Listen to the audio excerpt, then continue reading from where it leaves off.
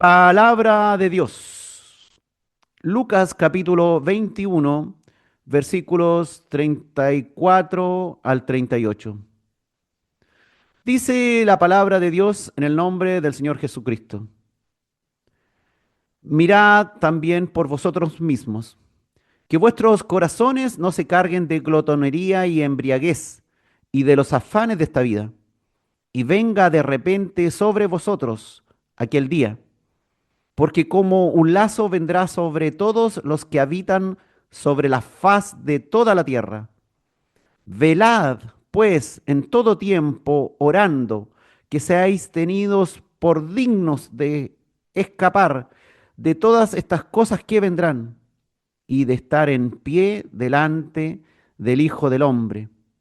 Y enseñaba de día en el templo, y de noche saliendo se estaba en el monte que se llama de los Olivos. Y todo el pueblo venía a él por la mañana para oírle en el templo. Mirad por vosotros mismos. El Señor Jesús, hermanos, avisó con mucho tiempo de anticipación los terribles acontecimientos que vendrían sobre el templo de Jerusalén, la ciudad misma de Jerusalén y el mundo entero. Esto es lo que hemos revisado en el capítulo 21 de Lucas. Nadie que se ha enterado de estas enseñanzas tendrá excusa para decir que nunca supo, que no le pareció posible, que como el Señor no habló de fechas exactas, era imposible estar preparado o estar a cuentas con Dios, etcétera. No habrá excusa, hermano. Cristo les decía a sus apóstoles y nos dice a todos nosotros, sus discípulos, que debemos observar las señales de los tiempos para que juzguemos por nosotros mismos y recordemos aquello cuando se estén produciendo. Él les avisó a sus apóstoles que estaba cercana la ruina de la nación judía y de otros acontecimientos que el Señor les está aclarando aquí en el capítulo 21 de Lucas. Y mientras tanto, el Señor dice que habría que permanecer preparados, no viviendo la típica vida de incrédulo o de los que no temen a Dios. El Señor tiene que producir una transformación en nosotros. Debe cambiar nuestra motivación, las acciones, las obras de cada día. Hermanos, esta enseñanza que estamos revisando es para todo discípulo de Cristo. El Señor advierte a cada uno de sus creyentes a no estar confiado en sus placeres carnales ni en los afanes de la vida cotidiana. En esta enseñanza, el Señor Jesús emite una advertencia sobre la complacencia espiritual a los que creen que lo están haciendo súper bien, al disfrutar de la vida desordenadamente, enfocado en su carnalidad, enfocado solo en asuntos pasajeros de la vida. Él nos llama a cada uno a mirarnos a nosotros mismos, a hacer un autoanálisis de lo que nos estamos alimentando y en qué estamos poniendo nuestro deleite. Y Él nos insta a mantenernos vigilantes y preparados para su retorno, para no quedarnos pegados ahí en nuestros problemas, o en el error que cometimos, o en la tentación, o sufriendo por la prueba, sino aún que estemos pasando por grandes dificultades, debemos estar vigilantes. Dice el Señor ahí en Lucas capítulo 21, versículo 34, mirad también por vosotros mismos, que vuestros corazones no se carguen de glotonería y embriaguez y de los afanes de esta vida, y venga de repente sobre vosotros aquel día. Si usted se fija, hermanos, en este texto, el Señor Jesús nos aconseja como Padre. Fíjense ustedes, el Señor nos aconseja como Padre, sabiendo que si no somos bien aconsejados podremos terminar muy mal. Él nos pide que cuidemos nuestra forma de vivir, que procedamos con cautela porque se cumplirán todas las profecías y todos los juicios de Dios. Cuando el Señor dice que nos miremos, es para nuestro bien. Apunta a que observemos en cómo vivimos, en dónde está nuestra mente, en dónde está nuestra preocupación, en qué cosas encontramos satisfacción para nosotros mismos, en cómo vivimos el placer de lo corporal y nos ocupamos de lo común y pasajero de la vida. El Señor llama a sus discípulos a dejar la vida superficial en la cual tal vez vivíamos antes y nos deleitábamos cuando no conocíamos a Dios o no nos interesaba para nada o muy poco lo que era espiritual. Él desea que evitemos vivir descuidadamente, abusando del alcohol o de la comida, cuestiones que son corporales, que hablan del egoísmo del ser humano, que quiere sentir placer con la comida o placer con el alcohol, enfocado en sí mismo y no en el otro. Recuerda usted que una de las cosas principales es el amor al prójimo. Y el que vive en glotonerías y en borracheras no está precisamente poniendo su foco allí. El Señor no quiere que vivamos descuidadamente en una búsqueda irracional del placer de la carne, que confunda nuestro pensamiento y nos desvíe la mirada del reino de Dios, estando desatentos espiritualmente o enceguecidos de no ver que lo más importante es estar preparados para el regreso de Cristo y de las pruebas que vendrán sobre el mundo. El Señor insiste en que se debe estar preparado, viviendo correctamente, esperando que Dios cese nuestro tiempo o que se cumplan sus anuncios sobre el mundo mientras estemos vivos. Es importante que cada día de nuestra vida, hasta que llegue el fin de nuestra vida o hasta que regrese el Señor, nos mantengamos en la buena voluntad de Dios. El Señor Jesús nos aconseja que saquemos la mirada de lo temporal, que dejemos de satisfacernos en lo que no da fruto eterno. Su consejo es no afanarnos en lo material de la vida, en no llenarnos de cosas pasajeras. Por eso dice que no os llenéis de glotonerías. Y no habla solo de comida, sino de los excesos para agasajar nuestro cuerpo, de los placeres que consumen nuestro trabajo, que gastan nuestro dinero y que en apariencia nos dejan satisfechos. Pero luego eso mismo nos enferma, como la obesidad enferma a la persona y es una enfermedad. Y además, todos esos placeres corporales nos quitan el tiempo y la energía que podríamos dedicar a estar en la perfecta voluntad de Dios, haciendo la obra de Dios. Es como que el Señor nos dijera, dejen ya lo superfluo, que eso no permite estar alerta a lo espiritual ni de lo que está sucediendo a nuestro alrededor. Él nos aconseja también no embriagarnos, es decir, no solamente no hacer uso excesivo del alcohol, sino en el fondo nos dice no deleitarnos en cuestiones que cauterizan nuestra conciencia y que nos dejan prácticamente inconscientes de lo que sucede a nuestro alrededor y que nos dejan susceptibles a perdernos de lo verdaderamente importante. Si alguien está embriagado, no está consciente de lo que sucede en su entorno. Su mente está perdida, meditando cosas inútiles, descuidando sus responsabilidades y deberes ante su familia y ante Dios. Y luego, usted ya sabe, se vuelve adicto a esas cosas y el cuerpo y la mente le piden seguir en lo mismo, siendo las personas consumidas por sus deseos, no atendiendo el sano consejo, incluso haciendo daño a su propio cuerpo o también a sus seres queridos, a su familia, realizando cosas de las cuales luego será tal vez muy tarde arrepentirse. ¿Y qué resultado da eso? Se cosechan malos resultados a corto y largo plazo, muchas veces muy difíciles de ser reparados. Claramente el Señor posee, hermanos, el armamento espiritual y nos entrega esta armadura espiritual que está dirigida por el poder del Espíritu Santo para enfrentar al enemigo, para enfrentar el mundo, para enfrentarnos a nosotros mismos, que somos tal vez nuestro principal enemigo, nuestra propia carne. Bajo el poder del Espíritu Santo podemos salir de cualquiera de esos sitios y de cualquiera y de también de cualquiera de esos placeres que tal vez nos consumen. Pero ya sabemos, Él no obliga a nadie y cada cual debe decidir si seguir en lo mismo u obedecer las instrucciones divinas.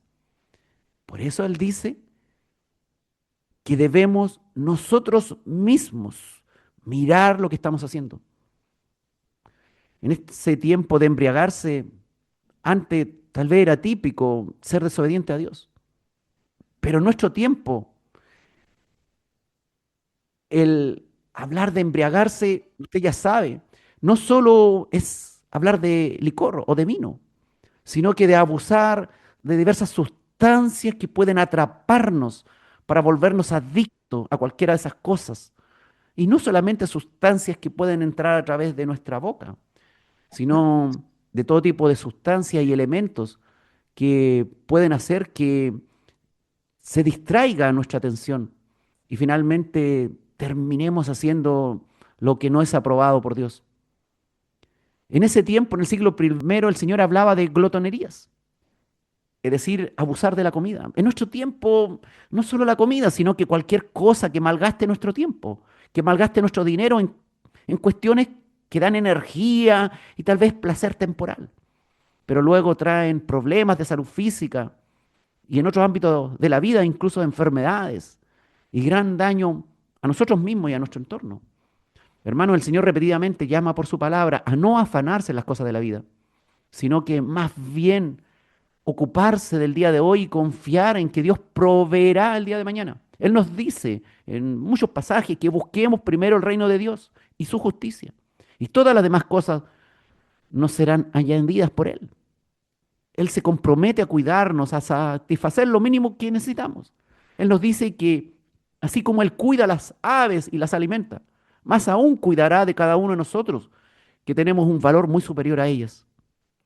Además, si por el contrario descuidamos las cosas de Dios y nos enfocamos en los afanes de este mundo, ya sabemos, hemos cosechado malos resultados y seguiremos cosechando malos resultados si no estamos vigilantes y atentos a los acontecimientos que están ocurriendo a nuestro alrededor. Podemos ser tristemente sorprendidos por estar desatentos a los eventos que Dios está desencadenando en el mundo y en nuestra propia vida. Y dice el Señor ahí en Lucas capítulo 21, versículo 35, porque como un lazo vendrá sobre todos los que habitan sobre la faz de la tierra. El lazo, hermano, era una cuerda que permitía atrapar de sorpresa, por ejemplo, a un animal. La Biblia, traducción lenguaje actual, dice con respecto a este mismo texto de Lucas 21:35, y ustedes serán como un animal que de pronto se ve atrapado en una trampa. El Señor no quiere que terminemos como un animal atrapado en una trampa. El Señor nos advierte a no ser atrapados por estar distraídos espiritualmente hablando. Recuerden ustedes que la primera venida del Hijo de Dios apenas afectó a Canaán cuando se produjo ese nacimiento. Y muchos ni se dieron ni cuenta ni le reconocieron. Su segunda venida será algo totalmente diferente. Afectará a toda la tierra y todo ojo le verá. Recuerden ustedes que en el siglo primero solo 3 magos venidos de allá lejos de Oriente, de tierras lejanas, se dieron cuenta de lo que estaba sucediendo allá en el cielo, con una estrella en el cielo que se estaba moviendo, que anunciaba el tiempo y el lugar del nacimiento del Mesías. Solo algunos pastores de ovejas fueron avisados por un ángel y fueron testigos de cánticos de alabanza de una multitud de huestes celestiales. Pero en su segunda venida sus obras previas no pasarán inadvertidas. Habrá grandes señales, dijo el Señor, en los cielos, ahí en el sol, la luna, las estrellas y en el bramido del mar. Incluso dijo que las potencias de los cielos serán conmovidas y toda la gente sentirá gran temor por todos los acontecimientos apocalípticos que estarán sucediendo. El Señor avisó que vendrán eventos diversos, que como un lazo atrapará a todos los habitantes de la tierra, a todos. Nótese que aquí no habla de solo los que habitan en Jerusalén o ahí en Canaán. Con esto intenta decir aquí en el siglo primero que aparte de haber un pronto castigo para la nación judía, como avisó aquí en el capítulo 21 de Lucas, con la destrucción de Jerusalén y del gran templo, sino que además vendría juicio, juicio de Dios sobre todos los habitantes de la tierra. Pues Dios no solo es Dios de los judíos, sino que es Dios sobre todos los habitantes de la tierra, sean creyentes o incrédulos. Y Él enjuiciará a todo ser viviente, haya o no creído en Él. Jerusalén, usted ya sabe, fue particularmente enjuiciada en el siglo primero y destruida en este evento primero. Y luego lo será el mundo, que sufrirá grandes catástrofes y beberá juicio de Dios, como el Señor mismo anunció aquí en Lucas. Por otra parte, hermano, habrá un contacto diferente del Señor con su iglesia. Primero, según otros textos bíblicos, entendemos que redime primero a su iglesia privadamente, en lo que conocemos como el arrebatamiento de la iglesia. Y luego un contacto con todo el mundo, cuando todo ojo le verá y vuelva físicamente a la tierra.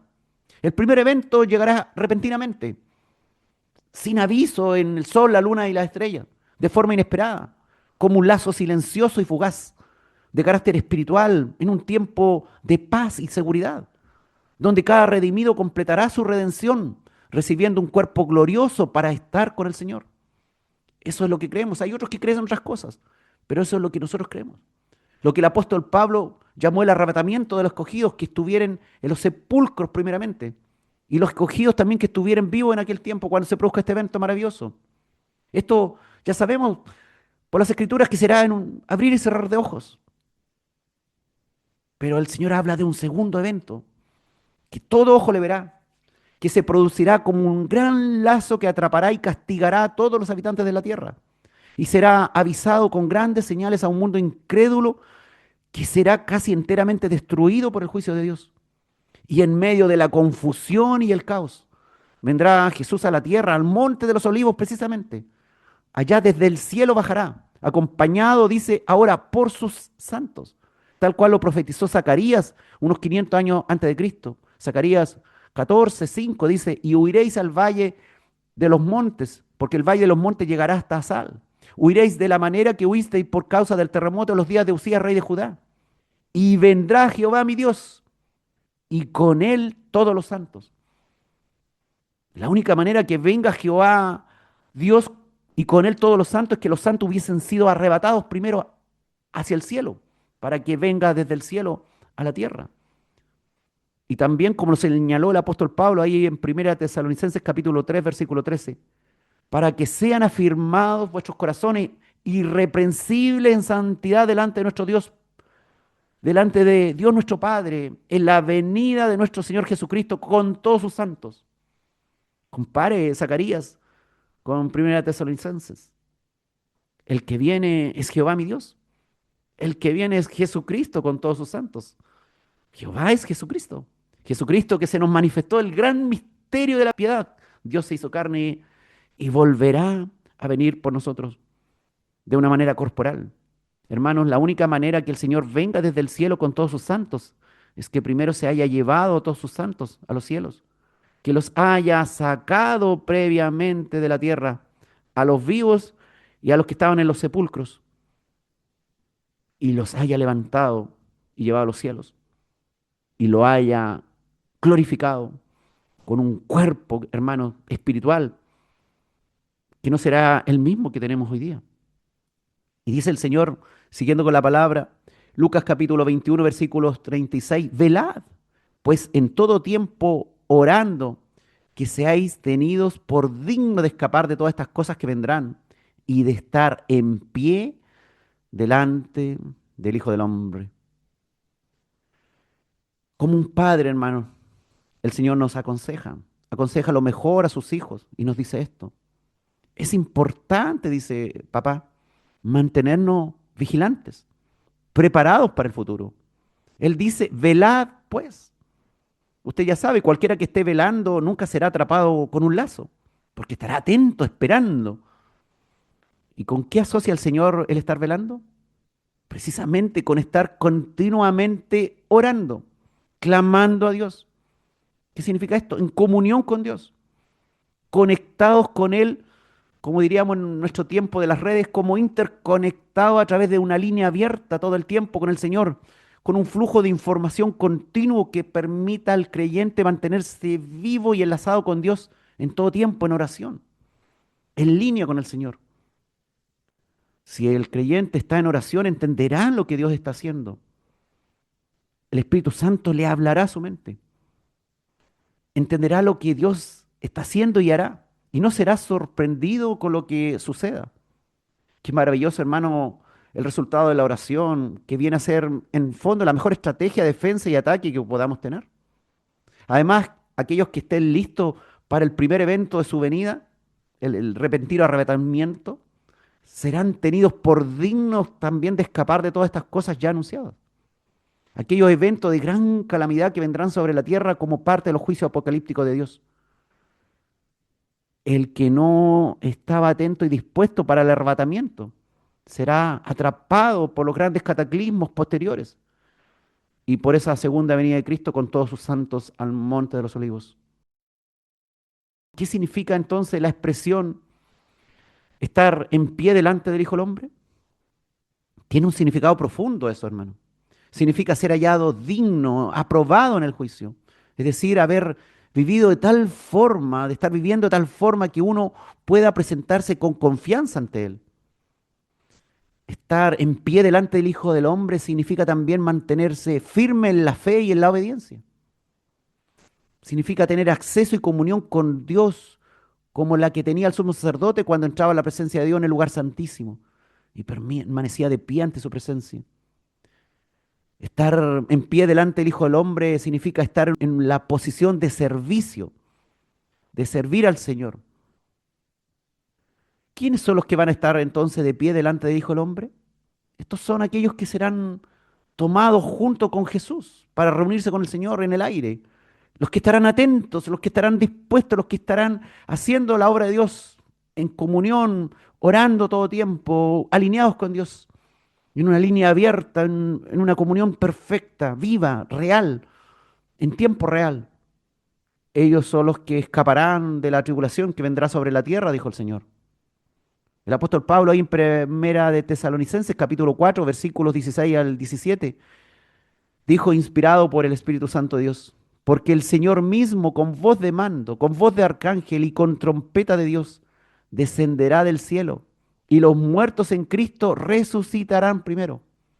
Luego nosotros los que vivimos, los que hayamos quedado, seremos arrebatados juntamente con ellos en las nubes para recibir al Señor en el aire. Y así estaremos siempre con el Señor. Fíjense usted que en este texto Pablo no habla que el Señor pisará la tierra. Dice, descenderá del cielo. Dice que seremos arrebatados juntamente los vivos con los muertos en las nubes para recibir al Señor en el aire. No habla de que el Señor ponga los pies en el monte de los olivos o que ponga los pies en cualquier sitio de la tierra. Claramente Dios, hermano, nos da el mejor consejo, independiente de lo que interpretemos de las Escrituras. La oración es esencial. El cristiano que no ora es alguien que se mantiene aislado, incomunicado con su Dios. Es como que si tenemos acá el WhatsApp o el teléfono, el video, la videollamada y no la ocupamos. Y ahí está, pero no la ocupamos. Si oramos, nos mantenemos comunicados con Dios. Un cristiano que no ora es un cristiano que está desatento, que está ignorante de todo lo espiritual que Dios está haciendo o que está revelando en un determinado momento de la historia. Orando puedes preguntar a Dios, puedes tener un diálogo con Dios. Orando puedes ser consolado por Dios. Darle gracias, puedes mantener ese lazo íntimo con el Señor. Orando, dice el Señor. Vuelve a orar, dice el Señor. Vuelve a orar con ganas. No así de una manera desnutrida. Orar con ganas, dice el Señor. Orar con todo entusiasmo. Orando que seáis tenidos por digno de escapar de todas estas cosas que vendrán. Jesús le dijo a sus seguidores que deben estar orando para que puedan ser dignos de escapar de todas estas cosas que vendrán. Hay un detalle importantísimo, hermano. Al que no le gusta orar, no va a poder escapar de todas estas cosas que vendrán. Porque significa que es alguien que no quiere estar en contacto con Dios. Hermanos, la buena noticia en Jesús es que no tenemos que pasar a través de esta calamidad que viene. Él se llevará a todos los que estén listos, de pie ante Dios, fieles, en obediencia, antes que estas calamidades anunciadas comiencen. Hermanos, estas advertencias fueron sugeridas en el siglo I a raíz de los anuncios de estos eventos catastróficos que se producirían en Jerusalén y en el mundo entero. El Señor Jesús les señaló la necesidad de estar preparados para las calamidades tremendas que se acercaban, para aquella total ruina que les anunciaba, incluida las persecuciones por la fe en Cristo y por ser su discípulo. En un sentido menor y más inmediato en lo concerniente a la destrucción de Jerusalén, aquellos discípulos, esos cuatro, Pedro, Andrés, Juan y Jacobo, aquellos que escucharon y obedecieron a Jesús, solamente Juan pudo estar vivo para ser testigo, porque los otros murieron antes. Y todos los que escucharon luego esta palabra escaparon de la terrible destrucción que vino sobre la ciudad de Jerusalén. Cuando el Señor dijo que cuando fuera rodeada Jerusalén debían escapar de la ciudad y habían retenido esta palabra en su corazón, esta profecía de Dios, lograron sobrevivir. Asimismo, si nosotros somos obedientes al Señor y le hacemos caso y oramos en todo tiempo y estamos haciendo lo correcto y no estamos enfocados en lo corporal, en los placeres, los afanes de la vida, estaremos de pie delante del Hijo de Dios, obediente, haciendo lo correcto. En lo concerniente a la destrucción mucho más grande que se aproxima sobre toda la tierra, aquellos que escuchen y obedezcan a Jesús podrán escapar de la terrible destrucción que vendrá, hermanos. Sabemos que han pasado muchos siglos de que el Señor emitió esta recomendación allá en el siglo primero, pero su relevancia persiste, pues sus palabras permanecen para siempre, dijo el Señor. Debemos estar expectantes y listos para partir o para cumplir nuestro rol en el momento preciso. Esto incluye, como hemos dicho, realizar de manera fiel las tareas que se nos han encomendado. No dejes de hacer lo que Dios te ha encomendado. No dejes de utilizar tus dones, tus talentos que Dios te ha dado. Trabaja en la viña del Señor. Haz la obra, no te detengas, no te quedes dormido. No hay excusa. En la situación que estés, puedes seguir obrando, puedes seguir trabajando en la viña del Señor. Hermanos, Dios anunció que vendrá mucho sufrimiento y muchas pruebas sobre el mundo, incluido también sus seguidores que serán perseguidos por la causa de Cristo, aún perseguidos por nuestras familias, por nuestros seres queridos. Y aunque, hermanos, no es fácil aceptar el sufrimiento, como seguidores de Cristo debemos estar dispuestos a hacerlo para edificar el reino de Dios. Y luego dice Lucas 21, versículo 37, y enseñaba de día en el templo y de noche, saliendo, se estaba en el monte que se llama de los Olivos. Qué maravilloso el Señor, qué sencillo, qué hombre más humilde vino acá a mostrarnos que era el Hijo del Hombre, el Hijo de Dios, el segundo Adán. El Señor Jesús nos dio ejemplo en todo. A pesar de que sabía que le quedaba pocos días para ir a la cruz, estaba en los últimos días, hermano. Él no se metió en una habitación solitaria para esperar su hora, sino que tenazmente siguió con su labor discipuladora, enseñando en el templo cada día. Sabía que era necesario congregarse. Sí, él sabía que era necesario congregarse. Sabía que habitar junto en armonía era necesario con los que acudían al templo. Aquellos que por esos días no fueron al templo por diversos motivos o excusas, se perdieron la comunión con Dios, se perdieron la palabra entregada por el Señor, se perdieron la ocasión de oír en vivo e indirecto la verdad entregada por Jesús. Tengamos cuidado de no quedarnos inmóviles en nuestro sitio, en nuestra casa, en nuestra cama, y no perdamos la oportunidad de oír la voz que habla a su pueblo congregado. Dios habla a su pueblo congregado. Usa a los maestros, usa a los que tienen dones de enseñanza. El mismo Señor dice que enseñaba de día en el templo. Lucas enfatiza el carácter público y abierto del trabajo de enseñanza de Jesús a una comunidad que se reunía. Dice que enseñando por la mañana en el lugar más público de Jerusalén, que era el templo. Nada lo hacía en secreto en ese tiempo, a pesar de que pronto sería crucificado. Jesús no se escondió en esos días poco antes de su traición, poco antes de ser crucificado. El discípulo de Cristo debe ser valiente. Los valientes son los que arrebatarán el reino de los cielos, hermano. El discípulo de Cristo debe estar congregado, enseñando, aprendiendo la palabra, salvo alguna excepción muy extrema de alguien que esté postrado, tal vez, que esté en un estado terminal o una situación muy crítica. Dice la Escritura que de noche el Señor salía, se estaba en el monte que se llama de los Olivos. Como muchos galileos que vinieron a Jerusalén para la Pascua. Jesús humildemente acampó en el monte de los Olivos, no pidió privilegios. Allí dormía a la intemperie. A veces pedimos tantas cosas, que nos falta esto, que nos falta este otro, que el Señor nos provea. El Señor dormía a la intemperie. No exigió privilegios de una cama cómoda, bajo techo, sino que fue la mayor simpleza. A pesar de ser el Rey de Reyes, pernoctó ahí en el monte. Se recostó sobre el suelo duro de la primavera en Canaán, bajo algún olivo o tal vez alguna higuera recién brotada. Y dice finalmente el texto de hoy que todo el pueblo venía a él por la mañana para oírle en el templo. El pueblo, hermano, sabía que el Señor tempranamente iría de nuevo al templo a dar sus enseñanzas. Los que fueron y oyeron con su corazón palpitante, con ese corazón deseoso de llenarse de las palabras del Señor, de llenarse en el fondo de vida eterna por sus palabras, fueron de seguro grandemente bendecidos, muchos. Los perezosos que se levantaron tarde o prefirieron sus afanes de la vida antes que estar en su presencia, perdieron ocasiones que nunca más pudieron recuperar. La pereza espiritual, hermano, es peligrosa en nuestra vida. La pereza espiritual comienza lentamente. Puede ser justificada por una y otra razón y luego muchas formas, pero las consecuencias se verán pronto. Nos enfriamos. Si el carbón es sacado ahí de las brasas, se apagará. Nadie que se prepara a modo personal y no de acuerdo con las instrucciones de Cristo estará 100% preparado o estará preparado correctamente para obtener buenos resultados y resistir en el día de la prueba.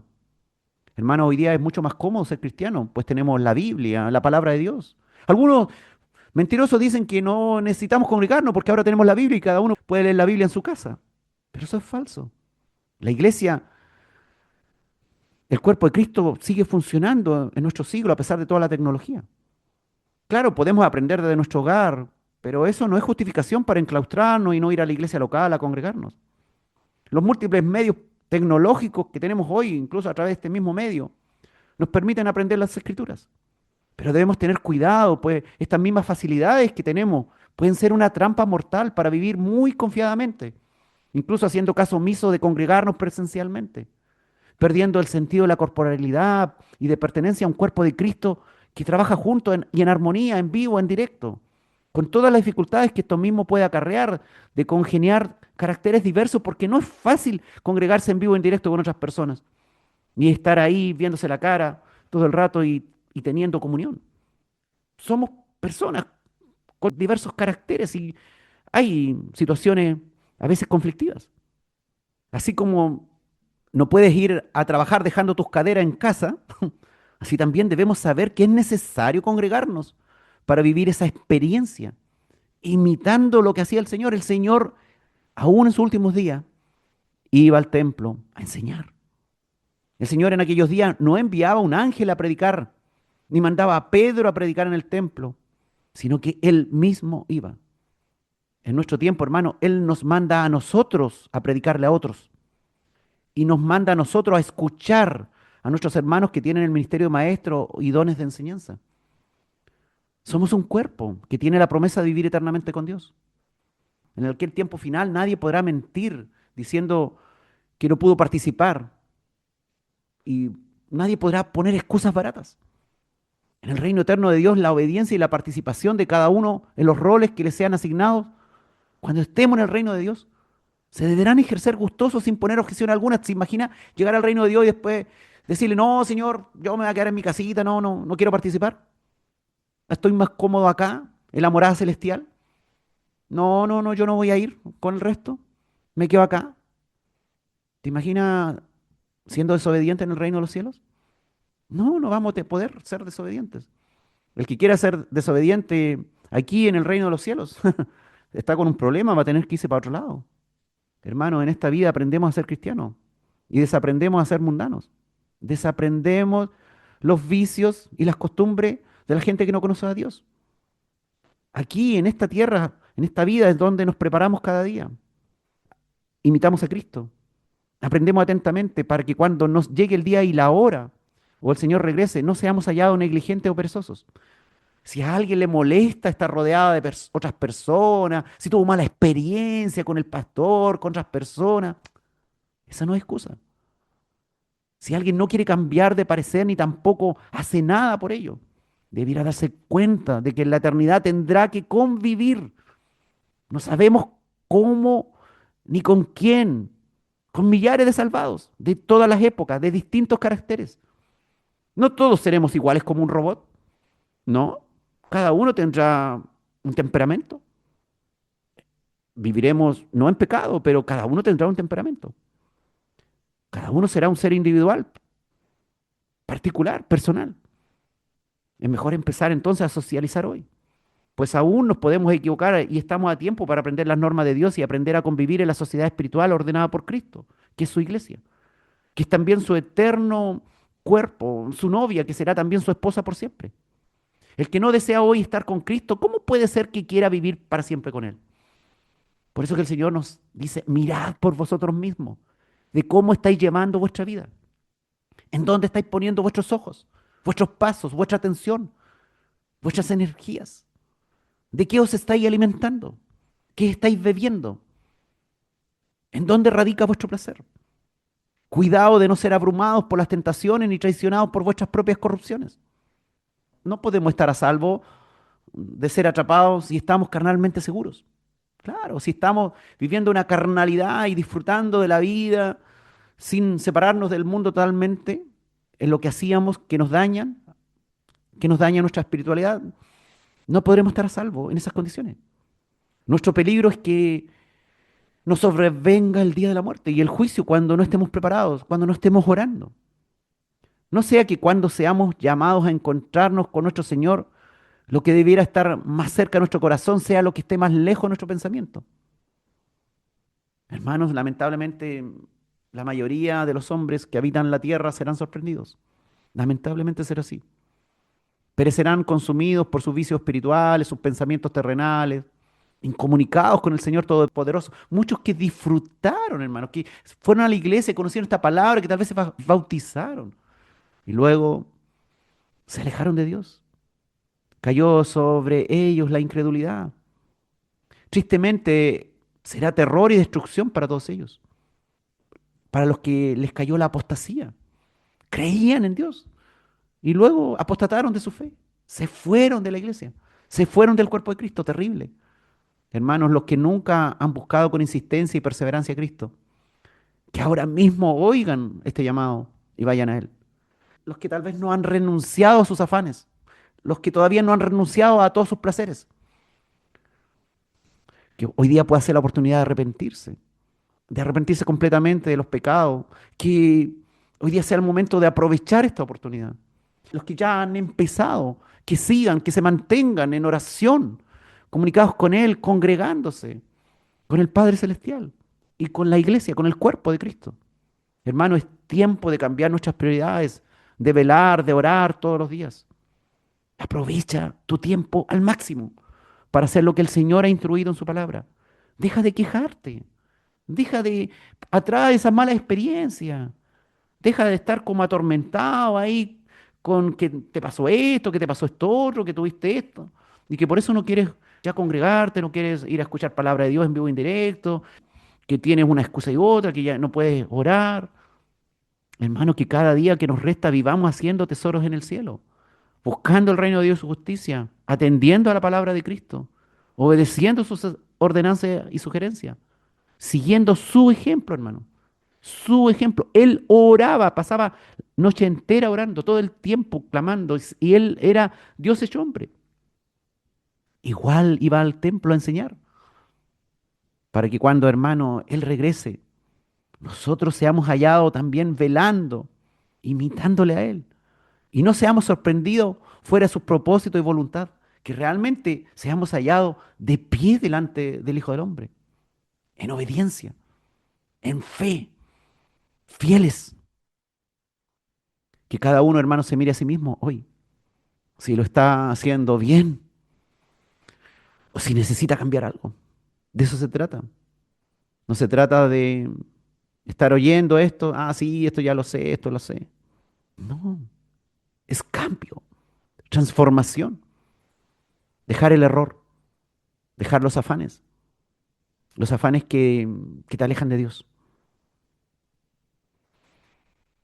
Gracias, Padre, porque tú nos hablas directo, nos aconsejas como Padre, a que miremos nuestra vida, a que miremos lo que estamos haciendo, en qué estamos poniendo nuestra fe, nuestra confianza, en qué estamos poniendo nuestros deseos, nuestros placeres, nuestra energía, nuestras fuerzas. Señor, ayúdanos a comprender estas cosas y no quedar atrapados tal vez en nuestras malas experiencias en algún lugar, o alguna mala experiencia personal o de grupo, Señor. Señor, enciende nuestro corazón con el fuego de tu Espíritu para que nos conmueva y nos haga volver a hacer las cosas buenas tal vez que hacíamos antes contigo y que ya las hemos dejado. O empezar a hacer las cosas que realmente te agradan, dejando de hacer lo que te desagrada, lo que tú nos has aconsejado hoy día. No enfocarnos en nuestro egoísmo, ni en lo corporal, ni en los afanes de esta vida, sino en ti, Señor, en tus enseñanzas, en estar contigo, en orar todo el tiempo, en ser encontrados dignos cuando tú regreses, cuando tú cumplas todas tus promesas. En el nombre de Cristo Jesús. Amén.